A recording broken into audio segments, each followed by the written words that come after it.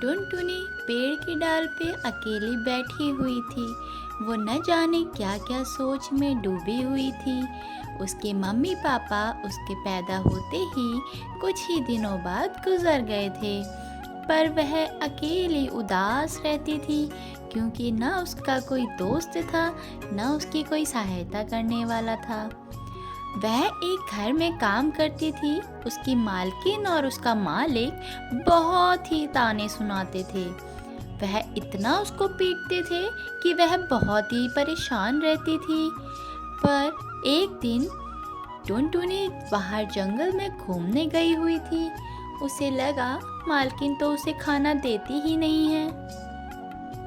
काश मुझे जंगल में कोई घर मिल जाता, मैं यहाँ पे आराम से रहती। अब मैं क्या करूँ, मुझे इतना सुनाया जाता है। मम्मी पापा आप कहाँ हो? मुझे छोड़ के क्यों चले गए आप दोनों? तो उसे इसी सोच विचार में एक पेड़ दिखता है। उस पेड़ में आम बहुत सारे लगे होते हैं। उन आमों को देख के टुनटुनी का मन बहुत ही खुश होता है। वह सोचती है क्यों ना मैं इनमें से एक आम ले लूं, मुझे यहाँ पे कोई रोकने टोकने वाला भी नहीं है। तो वह एक आम अपने लिए रख लेती है और एक आम खाने के लिए तोड़ती है। पर वह रास्ते में चल ही रही होती है, उसे उसकी मालकिन पकड़ लेती है। अच्छा, तुम यहाँ क्या कर रही हो और हमारे बगीचे से आम चुरा के लेके आई हो? तुम्हारी इतनी हिम्मत कैसे हुई? मतलब तुमने सोचा भी कैसे? अभी ले जाती हूँ मैं तुम्हें मालिक के पास, वही बताएंगे तुम्हें। तो टुनटुनी की पूरी बात बिना सुने ही वह उसे ले जाती है और मालिक के सामने ऊट पटांग चीजें बोल के उसे डांट खिलवाने की कोशिश करती है।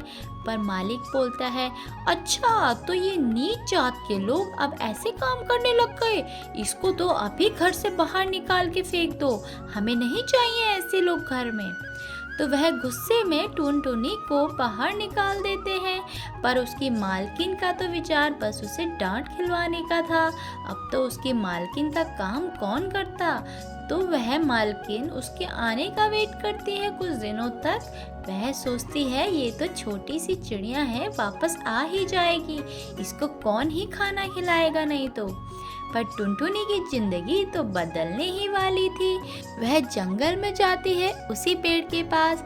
वह पेड़ को सारी बातें बताती है अपनी और पेड़ से दोस्ती करना चाहती थी। वह पेड़ भी बहुत ही दयालु था। वह उसे रहने के लिए घर और खाने के लिए भोजन और उसकी बातें शेयर करने के लिए हमेशा उसके साथ रहने लगा। तो इसी वजह से टुनटुनी को एक नया घर और एक नया दोस्त मिल गया। अगली कहानी के साथ फिर मिलते हैं, तब तक के लिए बाय बाय।